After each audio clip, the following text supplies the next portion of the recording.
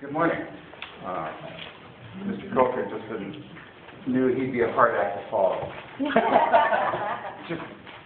I'm a process kind of guy, so I'm not going to give you a real hard time about this particular motion, other than to indicate you have an odd way of promoting public discourse on the merits of these projects, as would be indicated in Felicia Janice's excellent op-ed piece. What I am forced to do, however, is point out some defects in the original motion that you are not correcting in this motion, because it is necessary to do that type of correction. First of all, the original motion contained a number of procedural defects which arguably violated many provisions of the Brown Act. Since that time, both the CRA and the City Council have been served with notices to cure these defects. Today's motion, as written, does not allow for any correction of the original motion, and instead simply supplements the original motion.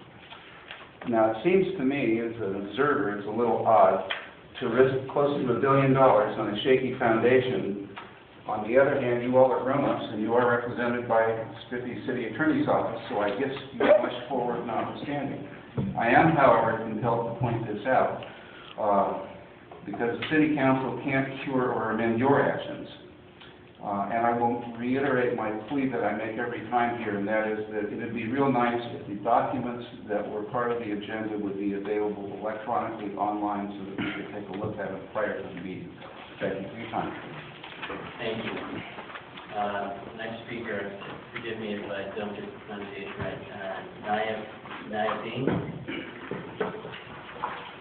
followed by John Walsh.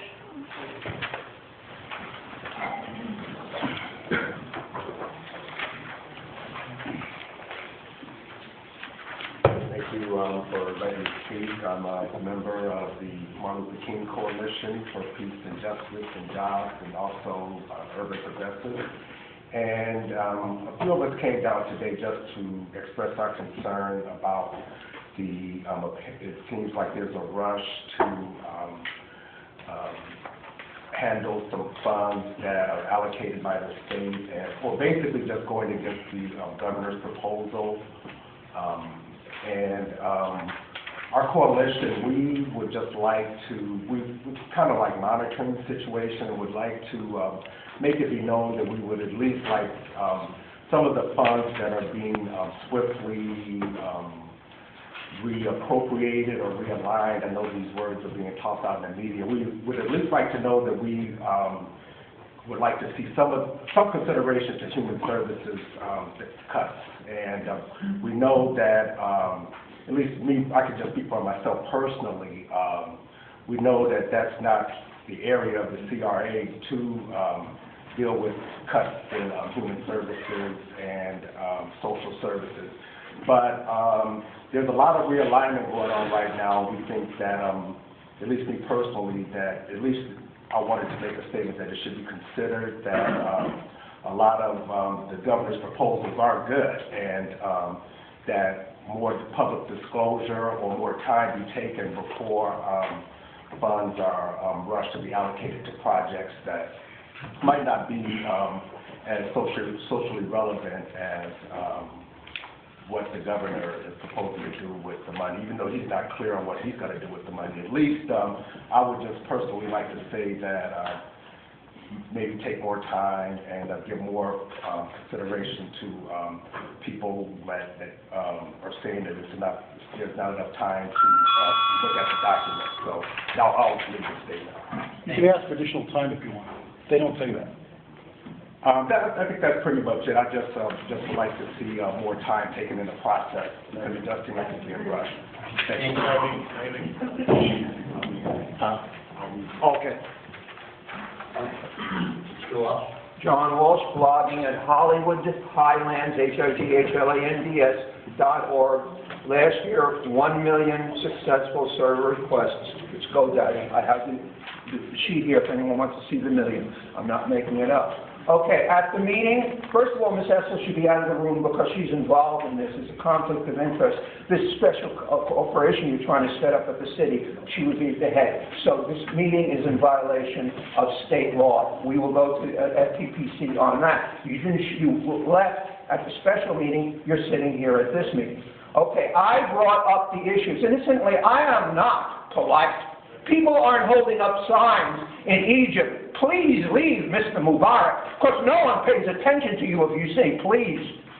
And if you want to be polite to them, they'll just run right over you. I tell you, I brought up that the meeting was in violation of the Brown Act, the open meetings law, and you just paid no attention. So we filed, yes, there is a cure and correct letter out there, but we also went to the DA. We went to Mr. Demersion. Very impolite. I'm such an impolite little white boy, eh? And I learned everything here from Malcolm X. Everything I'm doing here, I learned from Malcolm X. When we had people who really fought. So I'm telling you right now that Rick Demersion, the head of the Public Integrity Division Unit, looked at our complaint about your violating the law at the special meeting and passing, and he handed it over. I'll give you the name of the investigator on the side. He handed it over to the DA. You are under investigation. Just like Zain Ben Ali of Tunisia. You know, please leave, Mr. Zain Ben Ali. Please leave. No, the French were smart. They made one phone call, and he was out. He's out. And let me tell you, you are finished. You are out. I'm asking for more time. Please continue. Thank you. I just wanted to make sure you were... Okay, now you're on my good side. You gave me more time. And I'm going to reward you by sitting down.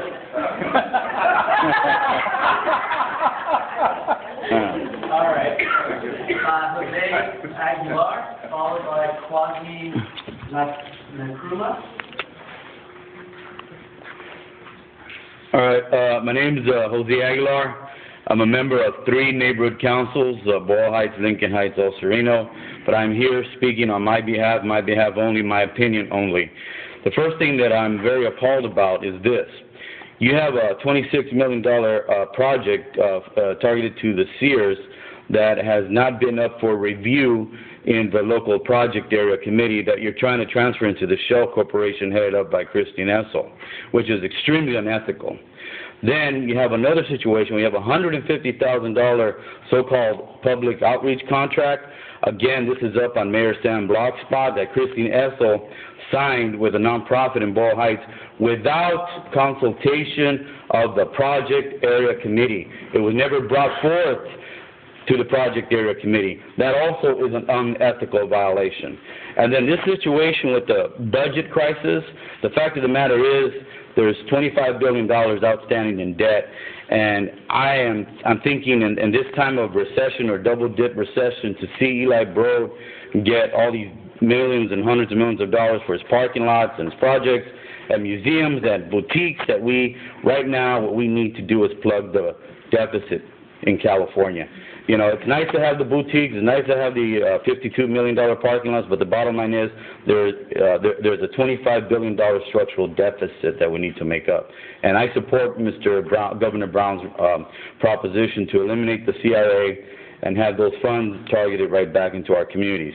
So again, for the record, I want to state that the CIA has been unethical with the neighborhood council system, especially with Lincoln Heights. You misrepresented the Lincoln Heights neighborhood council position. The Lincoln Heights neighborhood council position was in opposition to the merger of the Biomed Center, and you misrepresented us in city council as being neutral.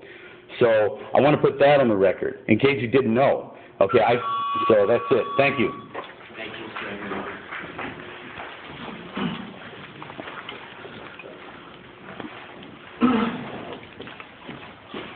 Hello. My name is Kwasi Nkrumah. I'm with the Coffee Party of Los Angeles. I'm also a member of the Martin Luther King Coalition for Jobs, Justice, and Peace. In specific, we're concerned about the $52 million that is projected to be set aside for a parking structure for Mr. Broad's museum. We're not opposed to cultural institutions by any means, but given the crisis that exists in our city right now, Los Angeles County has lost over 100,000 homes foreclosed in the past 4 years. 60,000 of those have taken place in our city. Homelessness is increasing. The need for public-funded housing, low-income housing, is very extreme, and we think that $52 million needs to be allocated for those types of needs. There are other people who have mentioned other needs that are going on in the community, and all of these are essential needs of our citizenry right now because of the nature of the economic crisis and how it's impacting on human beings here. So instead of housing for cars, we think that housing for people needs to take priority right now, and we would hope that you all would review that proposal and submit a different designation for its use. Thank you. Thank you, Mr. Smith. Next is Cheryl Harris. Cheryl Creasy. Thank you. Good morning. I'm here today representing the 200+ workers of the Community Redevelopment Agency, who every day brings their incredible expertise to improving the lives of Los Angeles. Today is a big picture day, and I'm here to talk about the importance of redevelopment to the future of Los Angeles. This Community Redevelopment Agency has been the driving force of job creation, affordable housing, transforming Los Angeles neighborhoods, and ultimately increasing the tax base that improves the ability for the public sector to enhance all services. There is no denying that our state is facing a crisis of gargantuan proportions. However, the solutions need to include and ensure a future for the Community Redevelopment Agency in California's future. Any solution in the state budget, trying to solve the state budget crisis, must ensure a future for redevelopment. It is the only way and the most effective tool that we have in the city of Los Angeles to help fight our current unemployment rate of over 14%. So we're prepared to work together with all stakeholders to ensure that budget solutions ensure the CRA can ensure the important role that the Community Redevelopment Agency plays in our future. Thank you. Thank you. Mr. Colfer.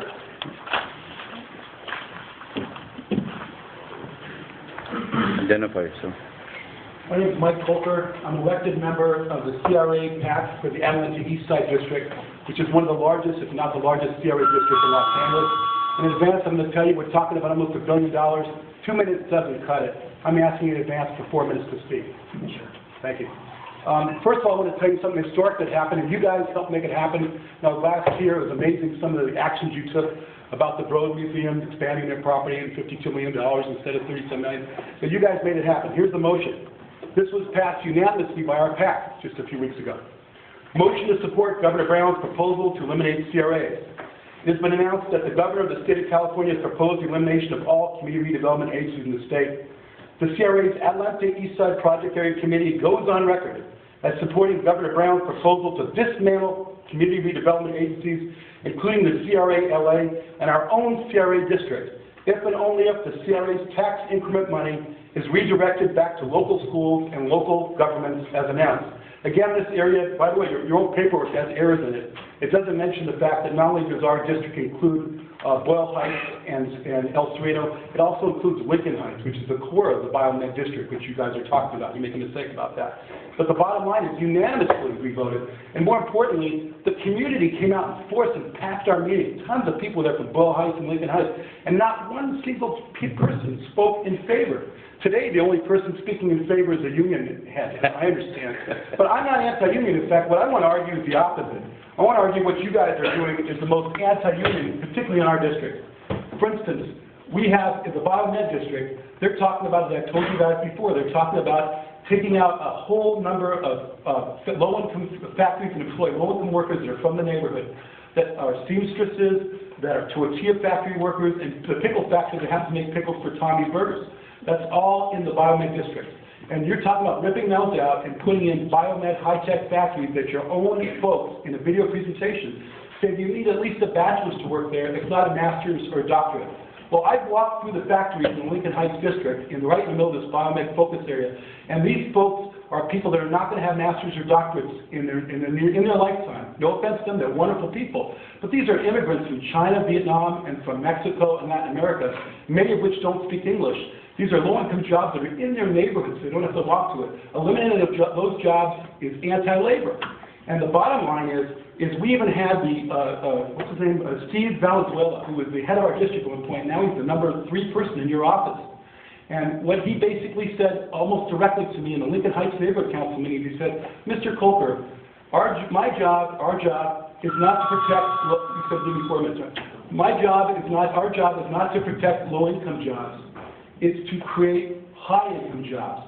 Well, I'm sorry, that's inappropriate for our neighborhood, throwing all those people out of work to create jobs for people in the suburbs. But I want to go on a little further. Like I said last time, you folks are breaking the Brown Act big time. The only 2 public postings you have for these meetings is in your lobby, behind security.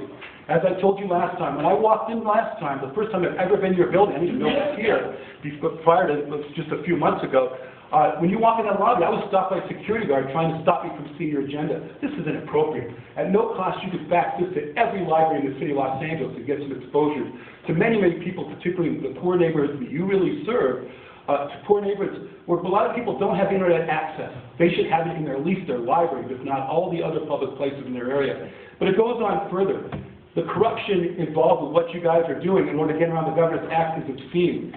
Just this week, when the borough got his $52 million, which you approved last week and the council did too, what happened?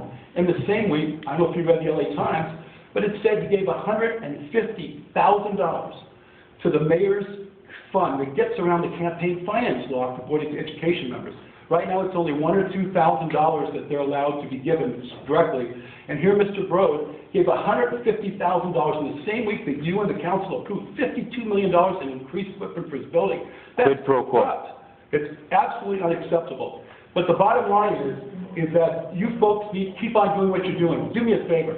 Take the almost $1 billion you've approved. Why don't you make it $10 billion? Why don't you give the mayor $10 billion for a private residence for him? Because you're just going to help us with the state legislature, which we've given this motion to that we passed unanimously to put you guys out of business. Thank you very much. Tell them about the $26 million Sears project that was not put in. Yeah, among the many projects on this list, and I was only able to look at this Bible for a couple of minutes, as I told you, because you didn't make it public before a couple of minutes ago. Among many projects, you guys are talking about $20 billion for the Sears project. $26 million. I thought it was $20 million. $20 million. $20 to $26 million for the Sears building, and a number of other projects where you haven't even gone through in front of our board or in front of the neighborhood councils in the area to ask, and that's against state law. It's unacceptable and it's corrupt. From the $150,000 contract. We have 2 other speaker cards. One is for Joy Brown Price, and the other for Gloria Hewlett.